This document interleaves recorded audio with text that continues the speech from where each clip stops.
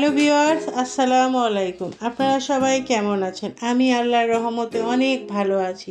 আর তাই তো চলে আসলাম জারিন কুকিং থেকে আপনাদের জন্য নতুন একটি সবজির রেসিপি নিয়ে। সবজির জন্য এখানে আমি 3 রকমের সবজি নিয়েছি। ঘরে ছিল পাতাকপি, আলু এবং গাজর এবং একটা ডিম ফেটিয়ে নিয়েছি। একটু ভিন্ন স্টাইলে সবজিটা করব।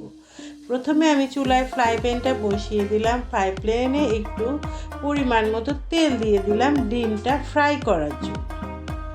প্রথমে আমি ডিমটা মামলেট করে নেব। এভাবে ডিমটা আমি মামলেট করে নিব। ডিমটা প্রায় মামলেট করা হয়ে গেছে। এক পাশ উল্টিয়ে দিব আর এক পাশটা আর একটু ভালো করে ভেজে নিব।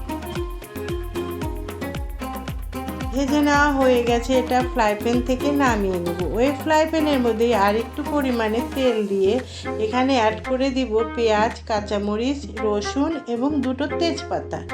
পেঁয়াজ রসুনগুলোকে একটু বেশ ভালো করে কিছুক্ষণ নেড়েচেড়ে ভেজে নেব। একটু ভাজা হয়ে আসলে এখানে গুঁড়া জিরার ফোড়ন দিব, গোটা জিরা দিয়ে।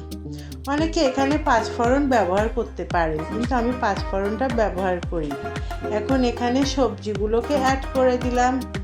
সবজিগুলো অ্যাড করে দেওয়ার পরে এর মধ্যে দিয়ে দিব পরিমাণ মতো লবণ, দিয়ে দিব আধা চামচ হলুদের গুঁড়ি এবং আধা চামচ জিরার গুঁড়ি দিয়ে সবজিগুলো একটু বেশ ভালোভাবে উল্টে পাল্টে নেড়ে চেড়ে দিব।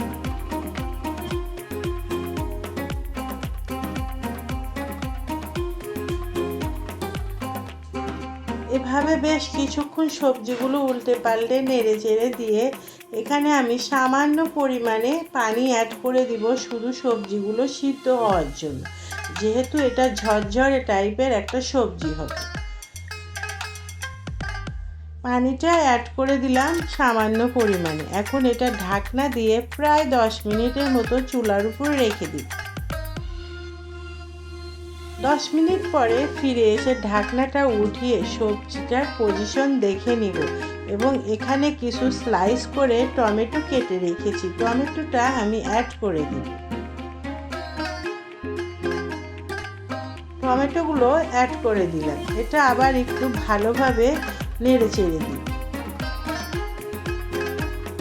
টমেটোগুলো সবজির সাথে মিশিয়ে দেওয়ার পরে এটা আরও প্রায় 10 মিনিটের মতো আমি ঢাকনা দিয়ে ঢেকে চুলার উপর রেখে দিব, পানিটা একদম শুকানোর জন্য। আরও 10 মিনিট পরে আবার ফিরে এসে ঢাকনাটা উঠিয়ে দেখে নিব সবজিটার পজিশন। সবজিটা প্রায় হয়ে আসছে, পানিটা শুকিয়ে আসছে প্রায়। এদিকে আমি ডিমটা যে ফ্রাই করে রেখেছিলাম সেই ডিমটা আমি স্লাইস করে কেটে এবং কিছু ধনিয়া পাতাও কেটে নিয়েছি। ডিমগুলো এখন আমি এই সবজির ভিতরে অ্যাড করে দিব ধনিয়া পাতা সহ, দিয়ে এটাকে আবার একটু ভালোভাবে নেড়ে চেড়ে ঢাকনা দিয়ে আরও 5 মিনিটের মতো চুলার উপর রেখে দিব পানিটা শুকানোর জন্য। 5 মিনিট পরে ঢাকনাটা উঠিয়ে দেখে নেব সবজিটার পজিশন। সবজিটা একদম ঝরঝরে কমপ্লিট হয়ে গেছে। অনেক সময় বাচ্চারা সবজি খেতে চায় না, এভাবে একটু ভিন্ন স্বাদের ডিম দিয়ে সবজি করে বাচ্চাদের খাওয়ানোর চেষ্টা করবে। আর এভাবে ভিন্ন স্বাদের সবজি করে রুটি বা গরম ভাতের সাথে পরিবেশন করুন। ছোট বড় সবাই অনেক পছন্দ করবে। তো ভিউয়ার্স, আজকের মতো আমার এই সবজির রেসিপিটা এখানেই শেষ করতে চাচ্ছি। পরবর্তীতে নতুন কোনো রেসিপি নিয়ে হাজির হব। আল্লাহ হাফিজ।